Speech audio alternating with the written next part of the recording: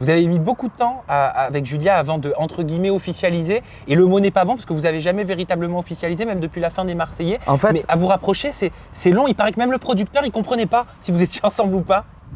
mais en fait, moi, c'est le contre-coup d'Adixia. Et surtout de me dire, il ne faut pas que je fasse la même bêtise. J'avais pas envie de fréquenter juste pour fréquenter, tu vois. Parce qu'à ce moment-là, si je veux des relations un peu voilà, X, tu as compris, je peux en avoir. Mais je voulais tenter quelque chose sans trop me prendre la tête, mais j'avais pas envie qu'aussi elle me rende fou. Donc je voulais m'adapter à elle et vice-versa. De suite, je voyais ses défauts. Tu sais, quand tu sors d'une relation, tu cherches ses défauts. Oui, parce que tu sais ce que tu veux plus. Si elle n'a pas le pouce de travers, tu vois, non, mais des conneries. Elle a des belles mains, des bêtises, est-ce qu'elle est intelligente? Et c'est vrai que petit à petit, je me suis rendu compte que c'est une fille qui a tout pour elle, en fait, Julia.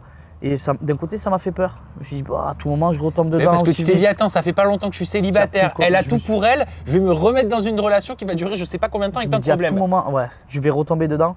Donc c'était un peu compliqué, mais voilà. Après, on s'est refréquenté en sortant des Marseillais.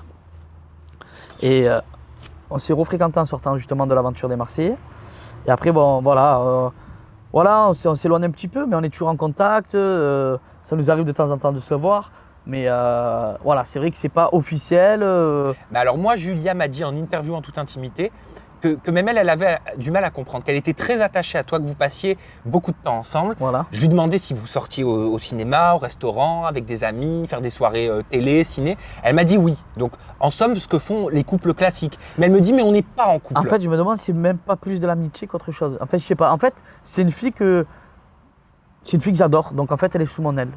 Tu vois ce que je veux te dire? Oui, elle a besoin de moi, je suis là.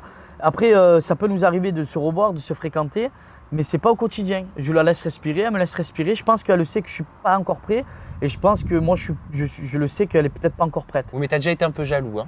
Elle m'a parlé d'une petite crise avec un petit SMS d'un garçon qui était arrivé sur son téléphone portable, et justement, elle m'a dit j'en ai profité pour lui dire ah bah on n'est pas en couple. Ouais, peut-être. Un jour où elle aurait reçu un message. Voilà, elle a bien dit ah ben on n'est pas en couple. Elle a bien dit. Oui, parce qu'elle dit comme toi. Voilà. Est-ce qu'on se met des barrières? On sait pas. Est-ce que vous vous cachez derrière ce on n'est pas en couple? Peut-être. Peut-être ça nous soulage, ça me soulage à moi. Je me lève le matin, je suis pas en couple. Ouais. Psychologiquement, tu te sens un peu plus tu sais que tu es pas en couple. léger. Psychologiquement, tu sais que tu peux avancer dans tes projets. Ça aussi, c'est important. Mais qu'est-ce que tu ressens pour elle, concrètement, là, au moment où on parle? Je la kiffe. Elle est au top. Elle a tout pour elle. Alors, je te le dis, si c'est pas moi, ben, je pense qu'elle trouvera quelqu'un de bien. Je ne dis pas que je ne suis pas quelqu'un de bien, au contraire, je lui dis peut-être que je ne suis pas encore prêt ou que justement je vais avancer dans mes projets et voilà. Mais est-ce que c'est de l'attachement? Est-ce que c'est de l'amour? Est-ce que c'est de l'attirance? C'est de l'attirance, peut-être de l'attachement, mais pas de l'amour. Il n'y a pas d'amour. Je veux pas, je mets des barrières. Mon cœur, il est fermé à triple tour. Donc tu n'es pas tombé amoureux de Julia?